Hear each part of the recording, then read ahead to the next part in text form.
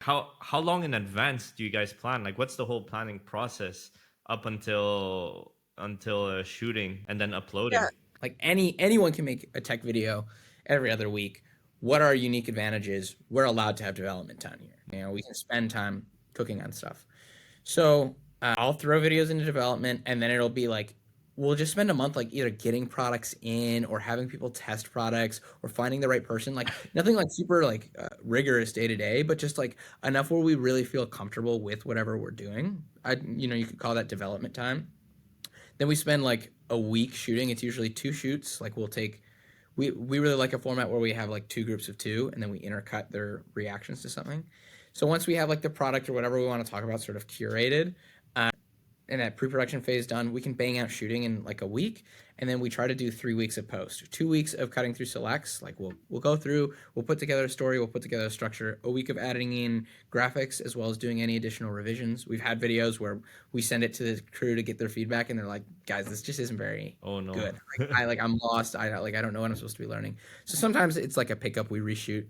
But Mm. essentially, like week two is always like the like putting out fires week as well as like adding polish, and then we try to do a week of audio post production where we send over all of our audio posts, it gets mixed down, and then we do like final sound design pass as well as final music curation because we have audio producers here, and that's just another interesting unique advantage. So we're at about like a 2 month turnaround, which is really difficult for tech because it's like you take 2 months to turn around an iPhone video and it's not going to do any views. Of So we course. have to really find like what's the evergreen lifestyle take on a niche that really does demand being news oriented. How big is the team? Huge, bro. Well, to me, uh, 18 people, 18, Just for the all. studio. Well, the studio channel is me and my co-producer Rich. That's it. It's just Oh, two people. But then we have a thumbnail designer who like designs for all of the thumbnails across right. channels.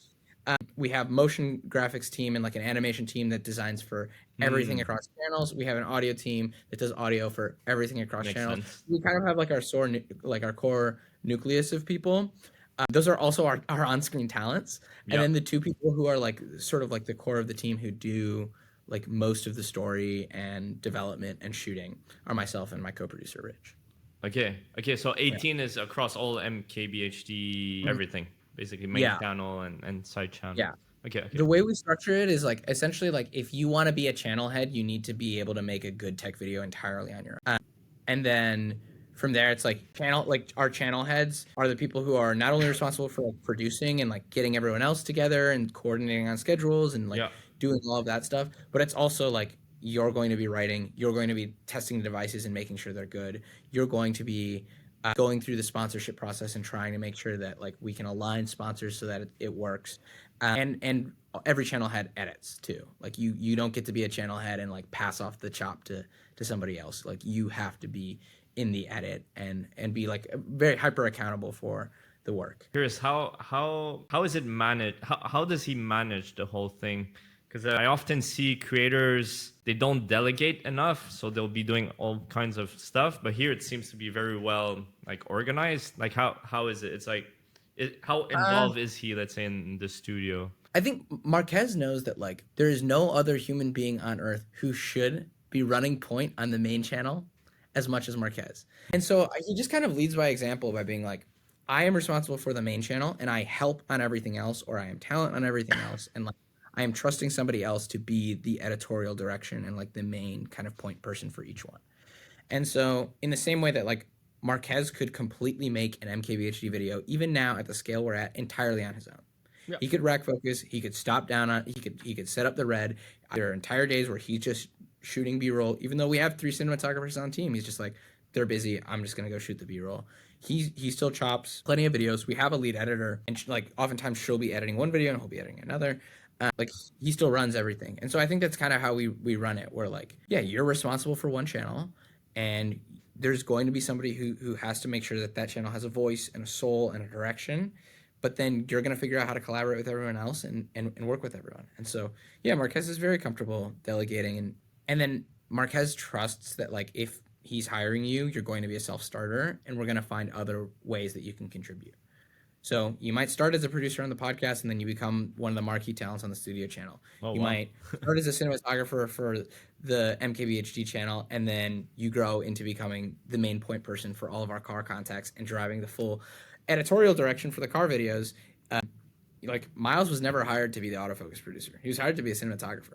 But then he made car videos every weekend, and Marquez was like, "These are pretty good." And Miles was like, "I should be running your car channel too."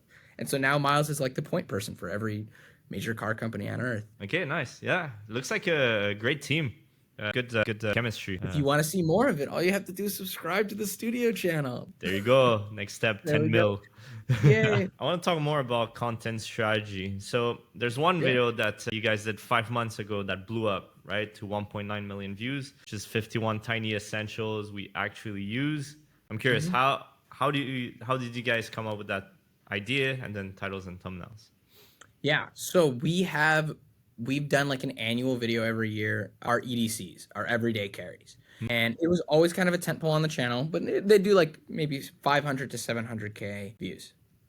And so I came in and I was like, okay, let's just start with how we can do this format, but maybe break down some of the reasons that people wouldn't have felt engaged in the other. In the other videos, we would open on one person who most of the audience wouldn't be familiar with. And then they would just run through every single thing in their EDC all in one go. And then we'd cut from, Eric to Rich to like another person. People are going to click on this video for products that are not going to click on this video for us as individual people. So if the value proposition for why you should keep watching is so that you can see another person, that's only going to speak to a small percentage of the audience, right? Yeah. So I was like, okay, let's start there. The format of the show has to be, what are the products that we're talking? Okay, that's a good hook. There's the beginning.